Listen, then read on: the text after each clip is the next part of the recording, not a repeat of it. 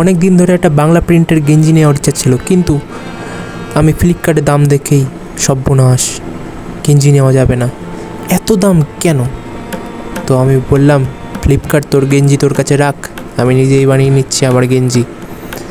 তো তার জন্য একটা সাদা গেঞ্জি দোকানদারের কাছে চাইতে বললো, এত দাদুর মতো সাদা গেঞ্জি কিনবে নাকি? পুরো সাদা গেঞ্জি, কোনো ছবি থাকবে না, কোনো লেখা থাকবে না?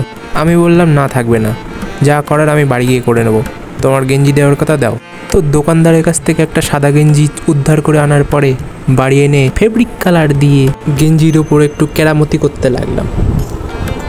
তো গেঞ্জির ওপর কেরামতি করতে বেশ ভালোই লাগছিল। হাতের লেখা আমার খারাপ, কিন্তু এসব গেঞ্জি করার সময় না আমার হাতের লেখাটা একটু সুন্দর হয়ে যায়, যদিও নিজের প্রশংসা নিজেই করছি। তো এতক্ষণ ধরে তো লেখা দেখাচ্ছে শুধু টাকা আর মেয়ে, মানে বিষয়টা কিছু বুঝলে তোমরা কি লিখছি যদি বুঝতে পারো তাহলে একটা কমেন্টে জানিও।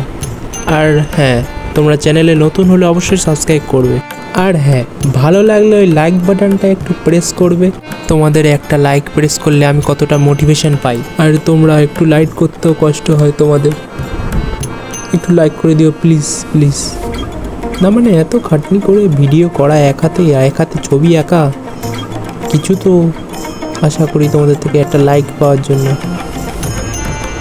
মানে পকেটে টাকা বানাচ্ছে ঠিকই, কিন্তু পকেটে যদি একটা দুটো লাইক না থাকে কিভাবে করি ভিডিও? কেমন হয়েছে ভিডিওটা একটু দেখো পুরোপুরি।